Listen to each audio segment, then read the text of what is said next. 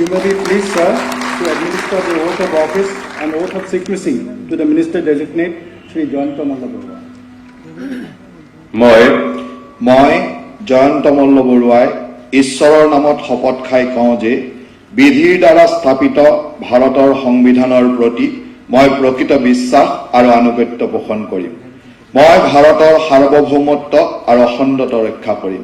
মই অসম ৰাজ্যৰ এজন মন্ত্ৰী হিচাপে বিশ্বস্ততাৰে আৰু শুদ্ধ অন্তঃকৰণেৰে মোৰ কৰ্তব্য সম্পাদন কৰিম আৰু মই ভয় বা পক্ষপাত অনুৰাগ বা বিদ্বেষ নোহোৱাকৈ সংবিধান আৰু বিধি অনুসাৰে সকলো প্ৰকাৰৰ লোকৰ প্ৰতি ন্যায় আচৰণ কৰিম।